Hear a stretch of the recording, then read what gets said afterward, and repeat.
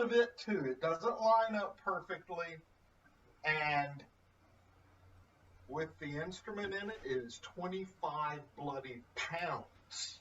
Oh my. Yeah, oh my is right. So you built the case too? I did. Whoa. I'm gonna Just in make a case bag anybody for else jumps in, I want to be the first on a reorder list. Well, we will see. I don't know if I'm ever gonna redo it again. But let's see. Does that? Got a new. Oh, Wow. Oh, wow. look at the arm and the gloss and that bridge and all those buttons. Explain what all those knobs That are. the case is Okay, I awesome will. too. Just a second. The case. How did you make that imprint for that? Well, in my typical bullheaded way, I went off, made it, and it didn't work. So I actually started doing some research on how to make a case. Oh And wow. what I did was it's got a layer of foam. No, yeah, a layer of Styrofoam? foam rubber at the bottom. Foam, whatever. Soft foam. Both, against the sides, both half-inch. And then these are pieces of 1-inch styrofoam, Styrofoam. basically cut like that, to fill in around it. And then I found this really plush fabric, at Walmart. And I just started cutting pieces and gluing it to the styrofoam. I laid a layer there below, and then just started. These are individual pieces, just positioned around it and glued in place. I have a couple of. This is for my tuning thingy and a screwdriver. I'll show you why in just a minute. My arm's not long enough. But anyway, so yeah. Basic lyre. It is a acoustic at this point, okay? Because the electronics are not hooked up. 16 strings, high to low, and it is holding its tune. I haven't tuned this thing in several days, and it was dead on this morning. When do we start the auction? Yeah, not happening. Anyway. I'm afraid I couldn't afford it anyway. I'm afraid you might be right by the time I started adding up how much this thing cost. I was telling a friend I could track down, because there are a few that are made, that floating around, and they're typically several hundred to a couple of $1,000. Okay. I said, or I can make my own and spend way more, probably, because I have no idea. And my wife said, "How much did you pay?" I said, "I lost track." So between buying because I didn't have any woodworking, tools or equipment. And it always costs more in the first one because of trial and error. Right. Yeah. So let me lay it down so I can get it out. Oh, Sharon, this is more fun than a box opening. I can't see. Where am I? I don't even see You're you. here. We see you. Okay, yeah, okay. Can hear you better too. Closer here. I finally found me, so I know what I'm looking Uh-huh. at. It's strung like a 16, but low to high. This will be, once it's hooked up, a on-off and volume, because it has a speaker inside and a grill right here. Okay. I forget what order these are in right off the bat. But this is a little thing called a tone distiller, all right? Which is sort of a tone modulator kind of thing. It has 5 settings. One just passes the signal through. It has a pickup underneath the bridge. just a pickup about yay long, stretching right beneath the strings, which is this is some kind of bone. I don't know what kind of bone it is, but and when I worked, it smelled like a dentist's office. Smelled like getting a filling. Yeah. Um, but anyway, this takes the tone, and you can select for the low tones, higher tones, mid-range tones, that kind of thing. This is a reverberation. Oh, wow. It will do delay reverberation. This will govern the depth of the reverberation. All right. And then this is a gain to go with the volume. I mean, it's kind of, anyway. So, and then this is empty in case I can figure out something else to put there. Because I'm trying to find a octave shifter that I can figure out how to get in here. But anyway, that's what will all ultimately be there if they work, and if I can get them put in there. But it opens in the back. I've got screws holding the back on, and so I can restring it because the strings are accessible from inside. And I don't know what else to talk about, but I was just very pleased with how good it sounded. I was worried that all the stuff inside would mute the resonance, but it doesn't. What kind of wood did you use for your main frame? This is mahogany. Solid? Okay. Huh? A solid piece? Well, it's actually 3 pieces of 3/4 inch, Okay. and then planed down, so the whole thing is only 2.5 inches Right. thick here. But it's carved the way that like you skill sawed it out into that Yeah. shape, or is there another join at the arm? No. This is One piece. one piece from here to here. All right, and it goes out here to have the anchor for the strings or in the mahogany. Right. All right, which is it's hard wood, and that means it's difficult. I found it extremely hard to cut and sand and everything. But anyway, so this is Norwegian. I think it is Norwegian birch.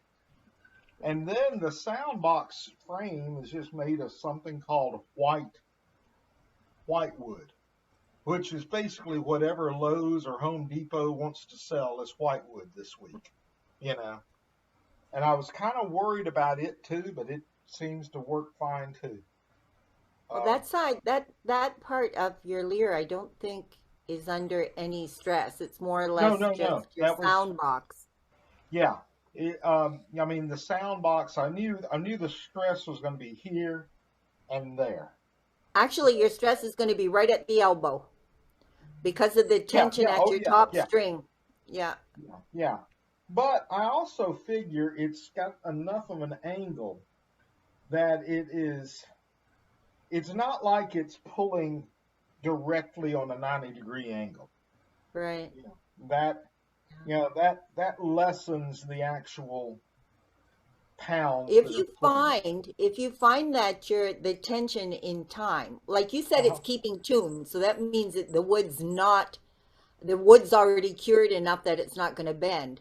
Right. But on a lot of lyres that have the arm that come up and your bass strings are the farthest away from you, right, that's where the strongest part of your tension's going to come, where the crack may fissure in the elbow because the stress on the outside of your fishing rod, kind of speak, right, is where the tension's going to go to the elbow.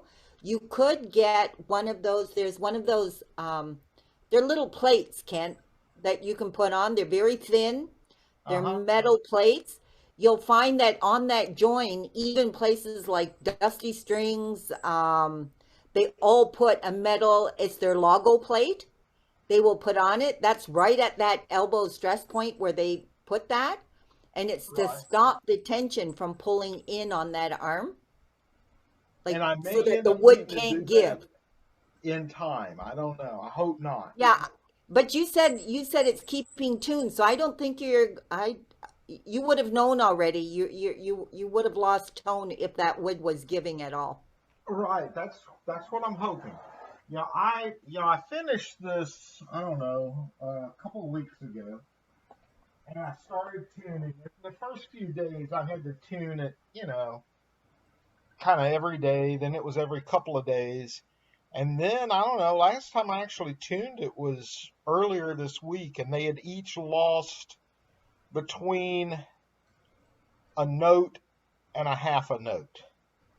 So like the A had gone down to, the A had gone down to a G, everything pretty consistently. And I tuned it on up. And then this morning when I sat down, I didn't have to change any of them. Yeah. Yeah, it's settling So well. I'm proud of that. And then the sound, just really, I'm very pleased with that.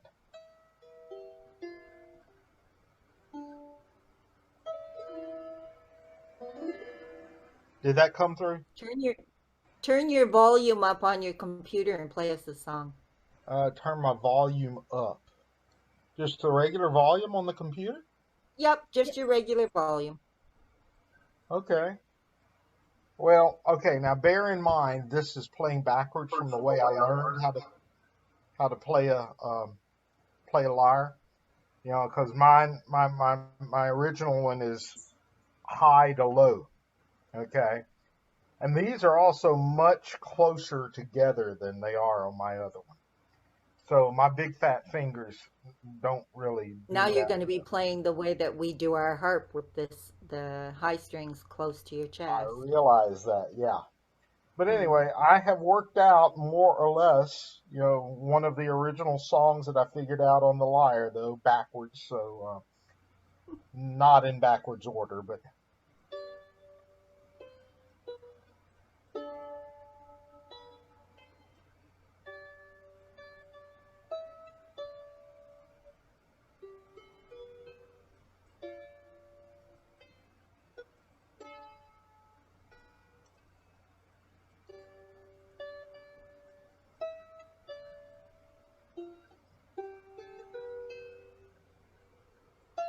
no, no,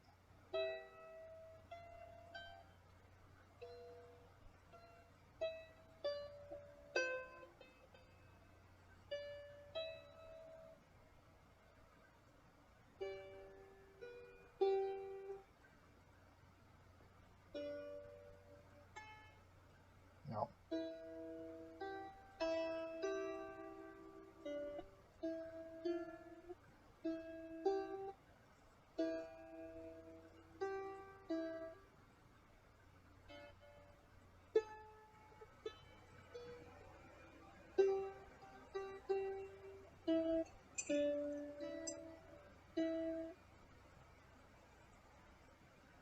Um,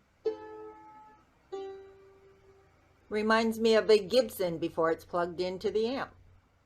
okay, I wouldn't know, but yeah. The, So the beauty, hopefully, once I get that working, it'll sound louder. But I'm pleased with the volume right now. It's as loud as my other lyre. Yeah, so um, I'm quite pleased. It you sounds should really be. good. Thank Yeah. you. Yeah. Yeah, as I told my wife this morning, none of the strings buzz, none of them rattle.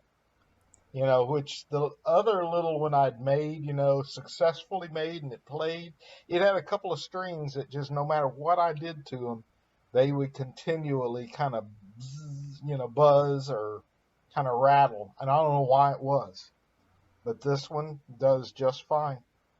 So I'm pleased. I'm still just kind of marveling that I How did you succeeded. make the tuning key? What kind of a tuning key did you use?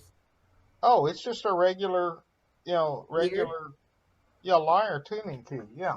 Those are just regular lyre or zither pins, I think.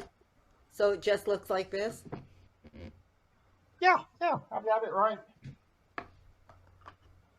here somewhere.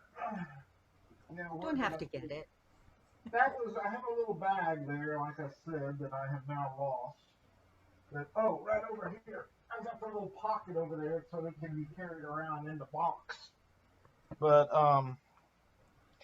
I've got a little, yeah, there it is. Yeah. And then I've got a little screwdriver that goes in it for my, and I'm also have, there's another little pouch there, another little space where I'll put a pouch and keep spare batteries whenever whenever that time comes. If it needs batteries. So anyway, there it is. I can rock with Awesome. Spock now. That is, well, Spock's my hero. I mean, he was when I was 16 years old. He was my hero. I'm 70 now. He's long gone, but Yeah. Leonard Nimoy was something. He walked in character, that man. Yes, he did. He tried to disavow it there for a while and then he gave up. Yeah. Well, yeah, because everybody already called him Spock, eh? Yeah, he wrote a book soon after the series ended, wrote I Am Not Spock. Yeah. And then later he wrote another book called I Am Spock. So anyway. Yeah, that I wasn't the used to book he write was over supposed. letters. Huh? I used to write letters.